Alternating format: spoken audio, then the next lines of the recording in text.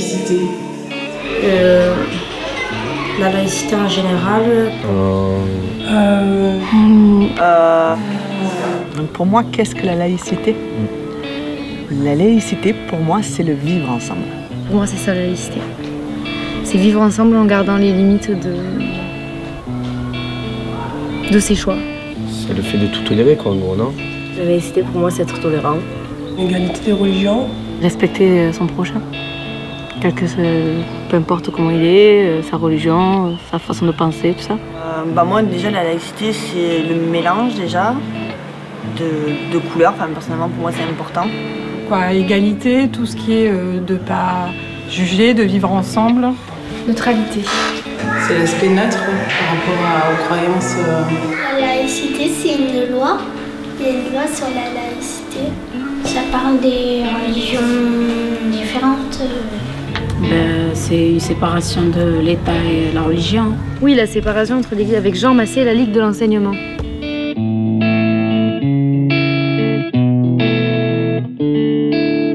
Oui, parce qu'on met tout en œuvre pour que tout le monde soit accepté, que tout le monde puisse faire sa religion dans n'importe quel lieu. Non, parce qu'il n'y a pas le vivre ensemble, c'est-à-dire qu'on a peur de la religion de l'autre, on fait des amalgames par rapport à des fêtes, par rapport à des citations, par rapport à des repas, et que de ce fait, pour moi, c'est pas l'apothéose de la laïcité en France, quoi. C'est pas trop laïque, la France. Enfin, pour moi, c'est plus chrétien que musulman ou juif, par exemple. Les chrétiens, pour l'appel à la prière, ils ont le droit de mettre la cloche. Et les musulmans, non. Ils n'ont pas le droit de faire l'appel à la prière. Ça arrange tout le monde, la laïcité. Dans un pays où il y a beaucoup de mixité. C'est une garantie, la laïcité est une garantie, une protection.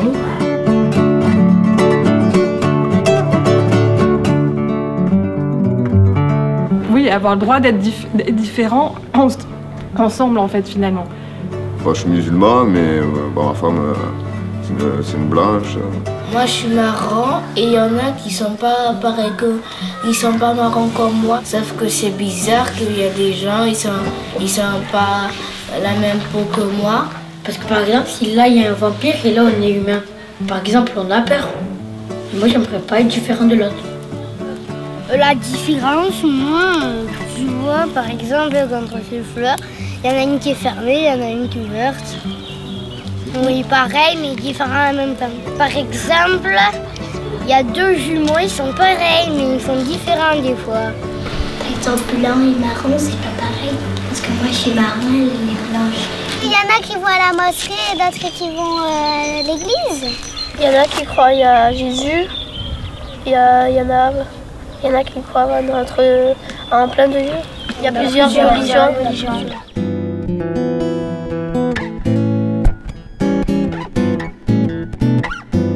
L'origine, c'est par exemple quand nos parents ils sont italiens, par exemple, et nous aussi on est italiens parce que nos parents ils y sont. Et les religions, c'est par exemple nous on est chrétiens et d'autres sont musulmans.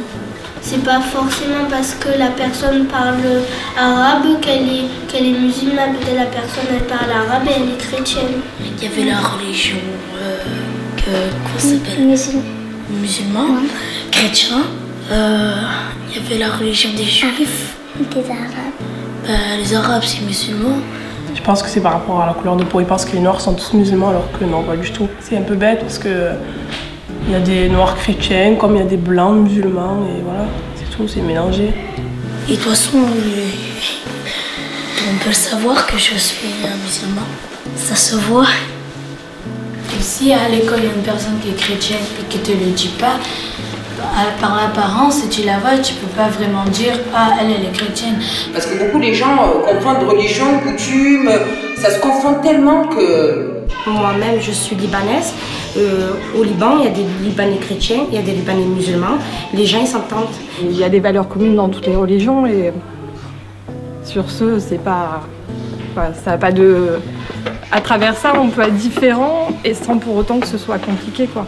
On est tous différents, mais tous pareils, en gros. Toutes les religions, elles ont les mêmes principes, ne pas tuer, respecter son frère et sa sœur.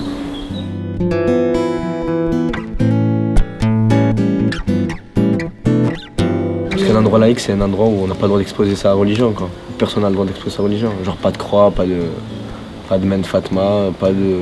Oui, que tout le monde soit pareil, voilà. Quoi. Quand on est dans une école ou un centre de loisirs laïque, on doit respecter les codes, c'est tout. Ouais, des règles à respecter en public. Si ces règles n'existaient pas, ce serait le... Je sais pas comment vous dire ce mot-là, ce serait n'importe quoi en fait. Voilà. Parce qu'en fait, on crée des lois pour qu'on se sente pas différent. Alors dans un sens, on doit se sentir différent. Mais dans la vie publique, on est dans une neutralité, on respecte l'autre. Si c'est un bijou qui est sous le vêtement, qui se voit de temps en temps, pour moi, c'est pas tellement impressionnant. Par contre, si on peut avoir les colliers, bah oui, parce que ça montre pas vraiment qui on est. Enfin, comment dire, ça montre pas trop la religion. Enfin. Si c'est un voile ou si c'est, je sais pas, une kippa, ça va à l'encontre de la culture locale. Donc il y a aussi ça dépend de la culture. Si on parle d'une école dans un pays arabe ou dans un autre contexte, bah, peut-être que c'est normal de porter un voile. Et donc à ce moment-là, on a une vision complètement différente. Donc c'est là où c'est mêlé à la religion, mais aussi à la culture et donc à la tradition aussi. Donc c'est vraiment pour moi, c'est un peu compliqué quoi, à gérer. Je n'ai pas de positionnement très clair là-dessus. Moi, par exemple, je porte un point sur le front parce que je suis une indienne.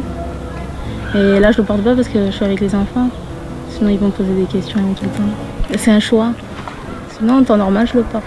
On est arrivé de porter une croix. On ne me pose pas spécialement de questions. Parce que bon, c'est quand même quelque chose d'assez commun chez nous.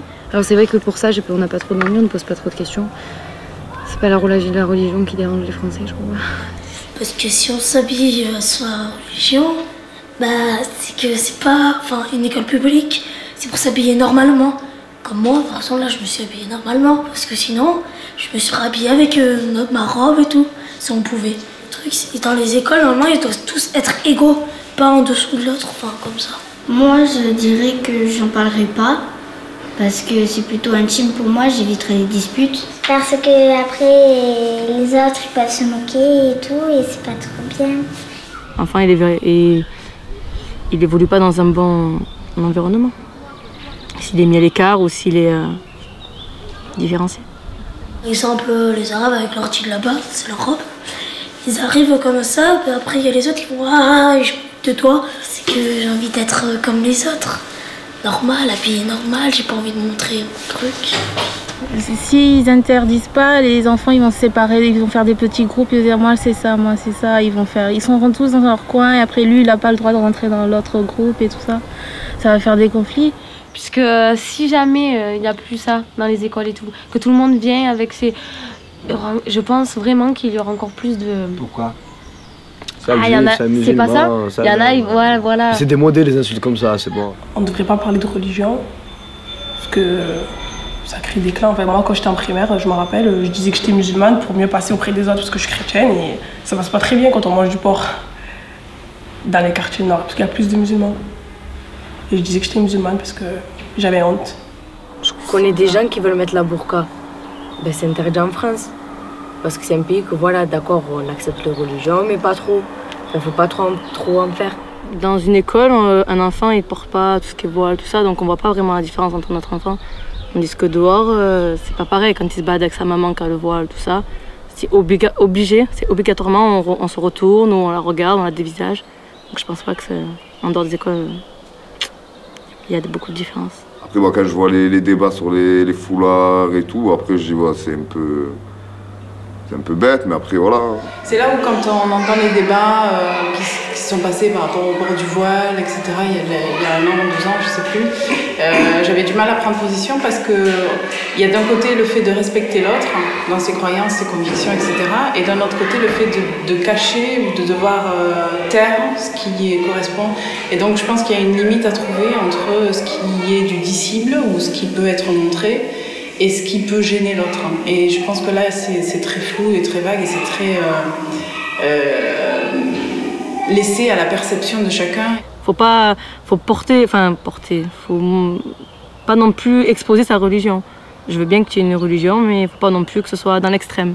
Pour moi, c'est une garantie dans la sphère publique de l'épanouissement des cultures, des religions et une manière de penser. Voilà.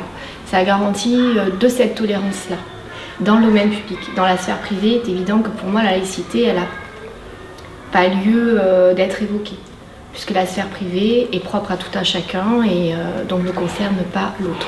Voilà. Comme je disais tout à l'heure, la religion, c'est personnel. Mais après, parce qu'on n'est pas encore prêt à voir ça dans les écoles, tout simplement. Si on voit ça dans les écoles, on va croire encore qu'on veut être converti à la religion de son voisin. Donc du coup, on n'est pas encore prêt. Je ne pense pas que c'est ça réellement sa place dans une école pour l'instant. On garde sa religion à l'intérieur pour le faire à la maison, tout comme ça. Pour moi, ça restera que pour moi et pour ma famille.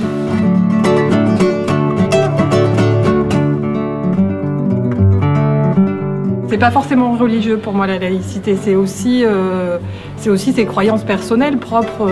Le nudiste, il va pas se balader nu devant tout le monde. Un punk, quelqu'un qui est gothique. Après laïque, moi j'entends aussi par le droit des femmes, j'entends aussi par plusieurs. Il y a pas que. Voilà. Quand j'entends laïque, j'entends la liberté. C'est pas après que les religieux et pas les religieux, c'est par exemple les handicapés et tout ça, quoi. Toutes les personnes qui sont différentes de. Enfin, faut se le dire, il y a une différence. Mais faut voir au-dessus de ça. Faut voir que c'est un être humain avant tout.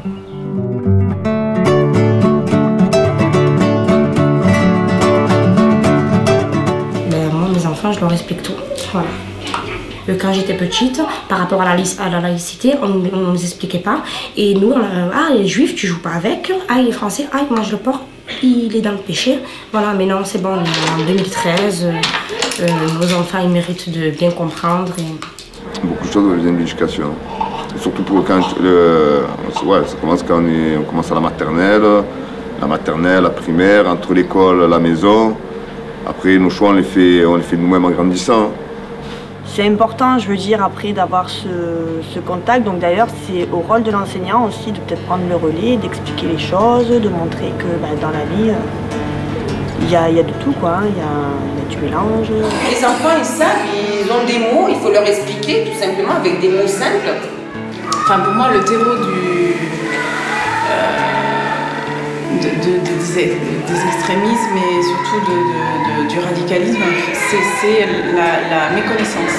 Mais au final, derrière tout ça, après, il y a une sorte de... Ils ne voient plus la religion, ils voient le terrorisme, ils voient tout ce qui est en mal derrière la religion. On a peur de ce qu'on ne connaît pas, en fait, généralement. Donc, je pense que oui, le fait d'expliquer aux enfants à l'école qu'est-ce que c'est la religion et pourquoi il y a des enfants de différents pays et pourquoi on est différents, je pense que ça, c'est indispensable. Les gens, ils disent à chaque fois l'islam, les musulmans, mais en fait, c'est pas eux, c'est pas la religion en elle-même. C'est les gens qui pratiquent la religion. Parce que justement, on a peur de ce qu'on ne connaît pas. Donc, comme on en a peur, on ne veut pas savoir, on le nie. Non, c'est mal, c'est pas bon, parce qu'en fait, on ne connaît pas, on ne connaît pas, on ne sait pas. Donc, il vaut mieux chercher à comprendre, à savoir, et après... Le jour où on arrivera à partager la religion de l'autre sans être persuadé qu'on veut être converti par son voisin, je pense qu'on aura déjà fait un grand pas. C'est difficile d'élever un enfant en lui apprenant à ne pas justement porter des jugements. Alors j'ai mon fils qui m'a dit « Maman, je joue avec un garçon mais il est français ». J'ai dit « Pardon ?» J'ai dit « Mais pourquoi tu me parles comme ça ?» J'ai dit « Ça à voir quoi ?» J'ai dit « Alors ?» Nous, on ne mange pas le porc, lui, il mange le porc. J'ai dit, ça n'a rien à voir, j'ai dit, tu me sors plus ça de ta bouche. Pourquoi? Parce que voilà, les gens, ils parlaient, ils endoctrinaient, ils parlaient. Et après, ça fait que le petit, à 7 ans, il me dit, maman, j'ai un copain, mais il est français. Je dis, pourquoi toi, tu n'es pas français? Moi, je pense qu'il y a un gros manque d'ouverture d'esprit, dès l'enfance. Ça fait partie, pour moi, peut-être pas de l'instruction civique, mais voilà, de l'ouverture sur l'autre et sur le monde. L'éducation des enfants, c'est l'avenir. Mais c'est que nous, on va expliquer à nos enfants, mais il y a des parents qui ne vont pas forcément l'expliquer. Alors qu'en étant en groupe à l'école, c'est peut-être plus facile aussi pour la maîtresse d'expliquer en fait qu'il peut y avoir des différences entre certains, mais que c'est pas pour autant qu'il faut se moquer. Il faut en parler justement très tôt, parce qu'il arrive un moment où les jeunes ne s'y intéressent plus. ou bien ils sont tellement lobotomisés parce que leur disent leurs parents, si c'est des parents racistes, bon ben ils ne voudront même pas savoir quoi.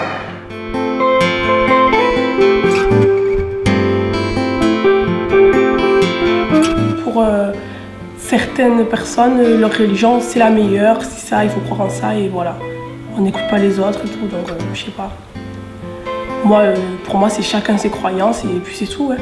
On va dire ma religion c'est la meilleure, il n'y a pas de meilleure religion, c'est une croyance, donc personne ne sait, c'est juste des croyances, on se base sur des croyances et voilà. Pour moi, la limite, elle est à partir du moment où je commence à dire, parce que je porte un signe ostentateur, je commence à dire, ben, ça c'est mieux que toi, c'est moi qui détiens la vérité, parce que je crois en cette religion ou en ce Dieu, ou peu importe, et donc c'est moi qui ai la vérité et toi tu es dans le faux. Je crois que c'est là où la limite elle se situe là. Elles ont le droit d'avoir leur religion comme j'ai dit, mais il ne faut pas non plus imposer sa religion. Pas dire oui, non, moi c'est ça et c'est moi qui ai raison, c'est ma religion qui a raison, non. C'est ah oui, toi c'est ça, mais pourquoi, explique-moi. Ah oui, alors pourquoi pas, je suis d'accord, chacun la sienne, mais on a des idées à échanger, on a des points communs et tout. On ne peut pas dire, par exemple, les chrétiens sont mieux que les musulmans. C'est toujours pareil, il ne s'agit pas de convaincre l'enfant, il s'agit de lui donner l'information pour qu'il puisse se forger au fur et à mesure du temps sa propre opinion. Rentrer dans la religion, c'est la pratiquer plutôt. C'est vraiment y croire, la pratiquer. Alors que en savoir plus, c'est juste regarder comment ça fonctionne et tout. Apprendre des autres et apprendre aux gens aussi. S'ils le veulent, bien sûr, on n'impose pas, on ne va pas imposer. Mais si on veut partager quelque chose, s'ils sont d'accord, on partage. Expliquer à des enfants que respecter l'autre, c'est être respecté après soi-même. Qu'on peut aimer des choses différentes, qu'il y en a qui aiment les fraises et que le voisin il préfère les bonbons et que c'est pas grave et que ça n'a aucune conséquence, que on peut aimer des vêtements différents, qu'on peut aimer des choses différentes, mais je pense que par rapport à des enfants, établir les règles ensemble, en collectivité justement, ça aide à ce que tout le monde ait au moins une base commune et puis après chacun s'exprime à travers ce respect-là. Il faudrait comprendre que même, comme elle a dit Laura, que même si l'autre il est musulman et l'autre il est chrétien, ça veut pas dire qu'ils peuvent pas être amis. Moi j'ai des copains et ils sont pas musulmans et je suis quand même leur copain et eux aussi. Il y a déjà eu des conflits avec les protestants et les catholiques. En espérant qu'un jour ça peut changer parce que c'est pas parce qu'on est d'une origine différente qu'on peut pas être amis, qu'on peut pas se connaître et tout. Moi j'ai une amie qui n'est pas de la même origine que moi et c'est mon amie quoi. Humainement, pour moi, qu'on puisse vivre dans des tensions quotidiennes comme ça pour des sujets qui, par moments, pour moi, n'ont pas besoin d'être débattus aussi longtemps comme des sujets actuels. C'est défendre la laïcité, c'est défendre qu'on est tous différents finalement et que si on n'est pas capable de s'adapter les uns aux autres, ça n'a aucun intérêt quoi. C'est-à-dire que pour moi, on ne peut pas vivre ensemble si on n'est pas différents, si on se ressemblait tous, ça n'aurait strictement aucun intérêt. Donc voilà, pour moi, défendre la laïcité, c'est défendre la différence et l'expression de chacun à travers cette différence.